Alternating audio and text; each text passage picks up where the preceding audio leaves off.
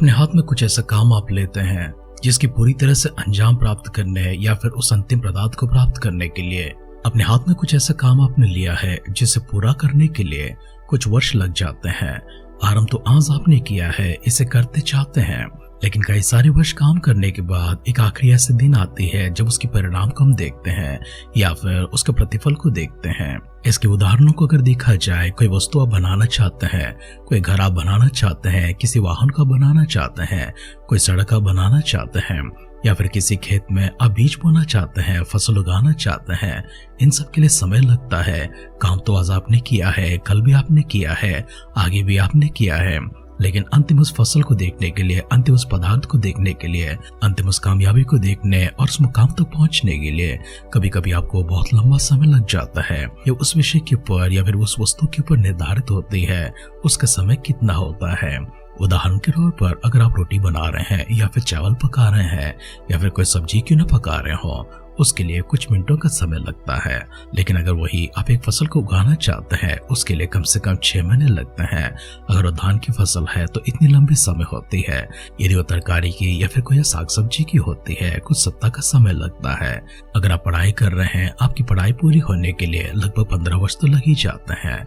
यदि आप नौकरी करते हैं, नौकरी करने के बाद उस वेतन को प्राप्त करने के लिए कम से कम 30 दिन का समय लगता है। हर चीज की एक समय सीमा होती है और उसके आधार पर जो प्रणाली हमने अपनाई है और उस प्रक्रिया में, उस कार्य में हमने अपना प्रयास शुरू कर दिया है, निरंतर उसके लिए मेहनत कर रहे हैं, एक ऐसी अंतिम दिन आती है जब उसके प्रतिफल को देखेंगे और हम बहुत खुश हो जाते हैं। इसी प्रकार से जीवन में कुछ ऐसे कार्य आज हम करते हैं, लेकिन हमें मालूम नहीं उसका परिणाम आगे क्या होने वाला है, भविष्य हमारा किस तरह से होने वाला है। एक एक ईंट जोड़ते जाते हैं, एक एक पत्थर जोड़ते जाते हैं, एक एक बूंद हम लोग इकट्ठा करते हैं, एक एक पाई को हम लोग जमा करते हैं। छोटी छोटी कार्य, छोटी छोटी प्रयास और छोटी छोटी मेहनत के कार्य हम लोग करते हैं। ये सब हमारे लिए भविष्य में एक ऐसे रंग लेकर आते हैं, एक ऐसे रूप लेकर आते हैं, एक ऐसी रूपरेखा हमारे लिए सिद्ध करती है, एक ऐसी मंजिल के पास हमें लेकर जाते हैं जिसकी कल्पना आज हम करते हैं। कभी ऐसा भी होता है हमने किसी चीज की कल्पना तो नहीं की है, परंतु वो अपने आप से बन जाता है।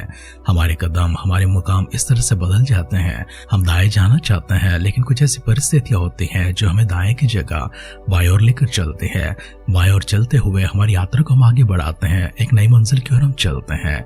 उस नई मंजिल में हमारे लिए क्या रखा है, कभी हो सकता है अच्छी रखी हो, कभी हो सकता है बुरे परिणाम क्यों ना रखे हो, लेकिन हमारी मकसद बदल चुकी है, हमारी उद्देश्य बदल चुकी है, हमारी दिशा बदल चुकी है, हमारी मंजिल बदल चुकी है। हम एक नई मुकाम की ओर हमारी यात्रा को बढ़ा चुके हैं। इसी प्रकार से हम पवित्र शास्त्र में जिस तरह से एस्तर के ग्रंथ में देख रहे हैं, एस्तर के ग्रंथ में अचानक से कुछ ऐसा हो जाता है जिससे किसी और की भविष्य बदल जाती है। इसमें एक व्यक्ति की जीवन बर्बाद होती है तो दूसरे व्यक्ति की जीवन बन जाती है। ये कैसे संभव होता है? छोटे छोटे कदम किस प्रकार से आगे लेकर चलते हैं। हमारे दिन में हम लोग आगे जाकर इन सारी बातों के विवरण को देखने से पहले आए अपने आप को परमेश्वर के हाथों में समर्पण करेंगे, सिरों को झुकाएंगे उनकी अगुवाई के लिए, आशीर्वाद के लिए, पवित्र आत्मा की भरपूरी के लिए, सामर्थ के लिए, शक्ति के लिए, वरदानों के साथ हम सब भरे जाकर एक अद्भुत आशीर्वाद के जीवन को प्राप्त करने के लिए आए फिर से एक बार परमेश्वर के सानिध्य में अपने आप को समर्पण करेंगे। मिलकर छोटी सी दुआ करेंगे। हमारी वर्तमान की जीवन और भविष्य को भी अपने ही काबू में रखकर, अपने नियंत्रण में रखकर, अपनी ही दिशा में चलाते हुए हमारे लिए क्या भला है, क्या सही है, क्या उत्तम है, इसकी परख जानकर इसे हम तक पहुंचाने वाले हमारे स्वर्गीय अनुग्रहकारी, दयालु, करुणामय और प्रेमी पिता परमेश्वर, हम आपकी स्तुति करते हैं, प्रशंसा करते हैं। आप हमारे परमेश्वर है, हमारा ख्याल रखते हैं, आप हमारे बारे में चिंता करते हैं, सोचते हैं परमेश्वर, और हर उद्देश्य को प्रभु जी आप सही के लिए सफल करते हैं। इसलिए खुदा फिर से एक बार आभार मन के साथ में आपकी दिव्य सानिध्य में अपने आप को दिनों नम्र करते हैं। हम सबको दिया हुआ सुंदर से समय के लिए आपको धन्यवाद करते हैं, स्तुति करते हैं, प्रशंसा करते हैं। इस नए दिन में नई आशीर्वाद हमारे पास लेकर आइए, नई आशीर्वाद के साथ प्रभु जी नए वचन हमारे पास लेकर आइए, नए वचन के साथ परमेश्वर नई सामर्थ हम पर लेकर आइए। इसके साथ पिता परमेश्वर नए जीवन हम सबको प्रदान करने के लिए भी दुआ करते हैं। हमारे सारे प्रियजनों को, आपके भक्तगणों को आपके दिव्य दृष्टि में समर्पण करते हैं। सारी कमजोरियों को, तकलीफों को, मुसीबतों को, आफतों को प्रभु उनसे दूर रखकर सभी को स्वतंत्र करने के लिए, हर प्रकार की पाप के बंधन से छुटकारा देकर प्रभु हर व्यक्ति को आशीर्वाद देने के लिए दुआ करते हैं। वचनों के माध्यम से हमसे बातें कीजिए। सारी महिमा आदर सम्मान आप प्राप्त कीजिए। प्रार्थना पिता परमेश्वर, आपने सुनकर दिए उत्तर के लिए धन्यवाद करते हुए हमारे उद्धारकर्ता हमारे प्रभु यीशु मसीह के नाम से इस प्रार्थना को मांगते हैं। सुन और कबूल कर पिता। आमेन, आमेन, आमेन।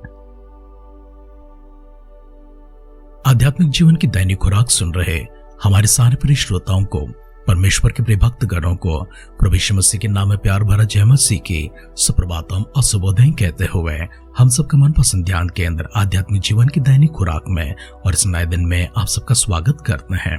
हमारी अध्ययन एस्तेर की किताब दूसरे अध्याय में चल रही है और उसके 11 वचन से पढ़ते हुए हमारी ध्यान को आगे बढ़ाएंगे। मुर्दकै तो प्रतिदिन रनवास के आंगन के सामने टहलता था ताकि जाने कि एस्तेर कैसी है और उसके साथ क्या होगा।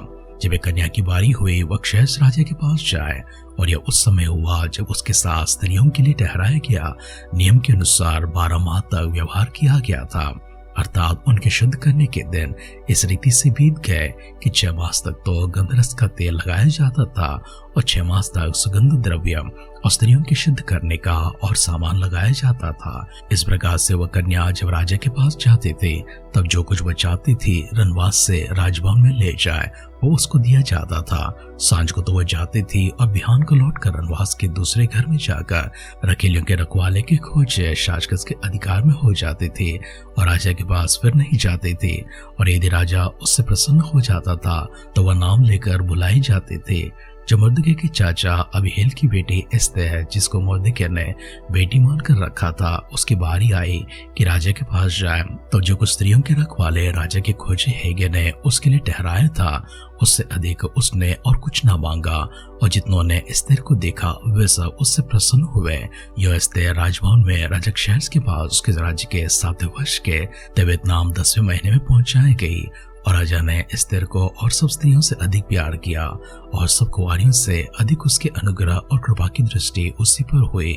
इस कारण उसने उसके सिर पर राजमुकुट रखा और उसको वस्ती के स्थान पर रानी बनाया। तब राजा ने अपने सब हाकिमों और कर्मचारियों की बड़ी जेवनार करके उसे एस्तेर की जेवनार कहा और प्रांतों में छुट्टी दिलाई और अपनी उदारता की योग्य इनाम भी बांटे। जब कुमारियां दूसरी बार इकट्ठी की गई तब मुर्दकै राजभवन के फाटक में बैठा था और एस्तेर ने अपनी जाति और कुल का पता नहीं दिया था क्योंकि मुर्दकै ने उसको ऐसी आज्ञा दी थी कि न बताए।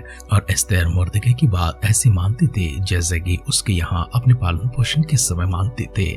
उन्हीं दिनों में जब मुर्दकै राजा के भवन के फाटक में बैठा करता था तब राजा के खोजे द्वारपाल भी थे।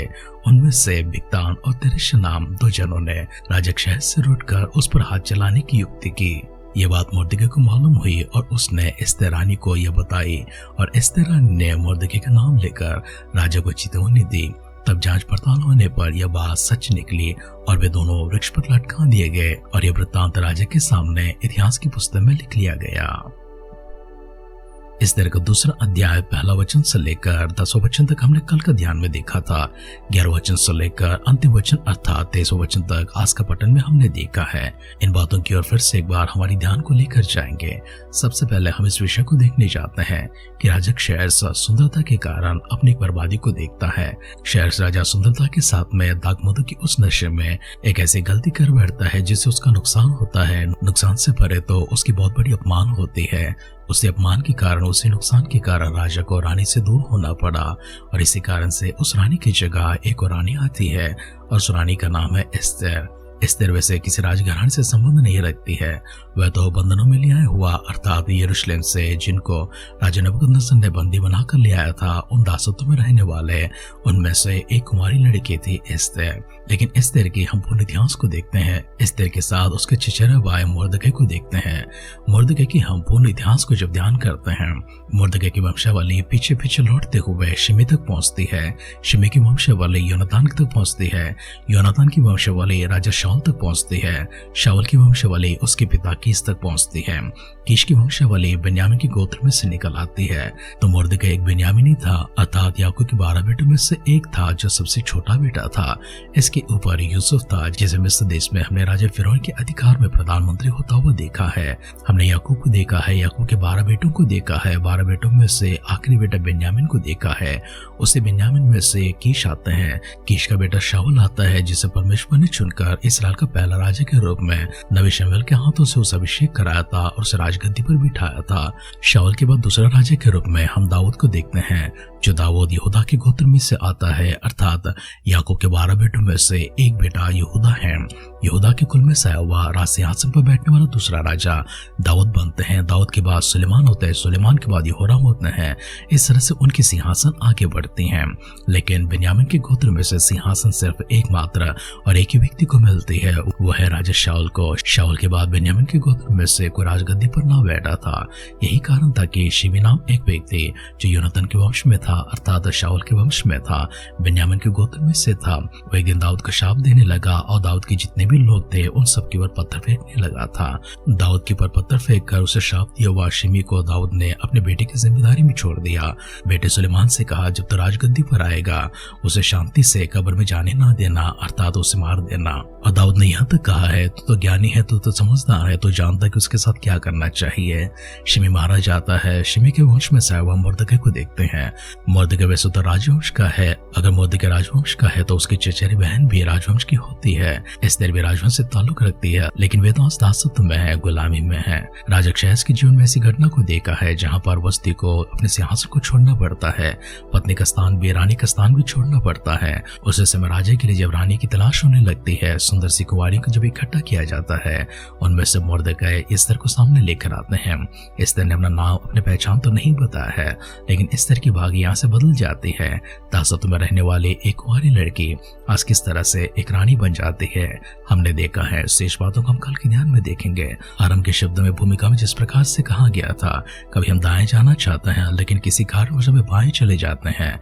बाएं जाने के बाद हमारी मंजिल बदल जाती है, हमारी राह बदल जाती है, हमारी दिशा बदल जाती है, हमारी जिंदगी पूरी तरह से बदल जाती है। इसी प्रकार से मुर्दकै की जीवन और एस्तेर की जीवन बदल जाती है। एस्तेर के कारण से यहूदियों का सारा जीवन भी बदल जाता है, उनका जीवन बख्शा जाता है, उनका प्राण बख्शा जाता है, उनको उद्धार मिलती है। इन बातों को अगले ध्यानों में देखेंगे। लेकिन आज आइए अपने आप को परमेश्वर के हाथों समर्पण करते हुए सिरों को झुकाएंगे, आंखों को बंद करेंगे, छोटी सी प्रार्थना करेंगे। हमें किस दिशा में जाना है, क्या करना है, कभी कभी पिता परमेश्वर यह समझ हमसे दूर हो जाती है। हम प्रभु जल में पड़ जाते हैं। हमें दाएं जाना है, बाएं जाना है, आगे जाना, पीछे मुड़ना है, वहीं पर रहना हम जान नहीं पाते हैं। परमेश्वर, इसकी अगुवाई केवल आपकी ओर से होती है। ऐसे संकट में स्थिति में, ऐसे उलझन में हम जब बढ़ जाते हैं, प्रभु हम अपने आप को आपके हाथों में समर्पण करते हैं।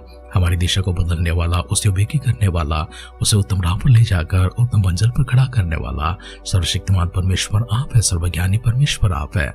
दया से, प्रेम से, करुणा से चलाने वाला, आशीर्वादों को देते हुए हम सबकी भलाई चाहने वाला परमेश्वर आप है।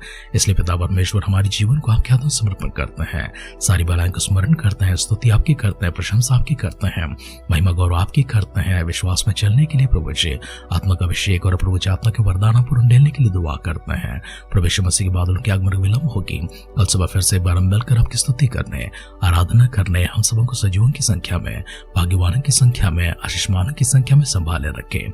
अगर ऐसा ना तो प्रभु के राज्य में सबको शामिल करने के लिए दुआ करते हुए प्रार्थना पिता परमेश्वर सुनकर हमें द्योतन के लिए धन्यवाद करते हैं। आदर सम्मान महिमा के साथ में हमारे उद्धारकर्ता हमारे प्रभु यीशु मसीह के नाम से इस दुआ को मांगते हैं। सुन और कबूल कर पिता। आमेन, आमेन, आमेन। जिसे ज्ञान की कमी हो, जिसे समझ की कमी हो, वो परमेश्वर से मांगे। संकट के समय में, तकलीफों के समय, मुसीबतों के समय मुझे पुकारो, मैं तुम्हें उत्तर दूंगा। सही राह पर ले जाने के लिए हमारी चिंता करने वाले उस परमेश्वर के ऊपर अपना सारा बोझ दे देंगे। हमारे कदमों को सरल मार्ग पे खड़ा करते हुए सही राह पर ले जाने वाला वो परमेश्वर निरंतर आपके संग रहे, आपको आशीष देते रहे, आपकी अगुवाई करते रहे। हमारी से दुआ और कामना के साथ आज के ध्यान की पर समाप्त करते हैं। आप सुनते रहिए, सुनाते रहिए आध्यात्मिक जीवन की दैनिक खुराक। कल फिर मिलेंगे। अपना ख्याल रखिए, अपनों का ख्याल रखिए, दूसरों का भी ख्याल रखिए। God bless you.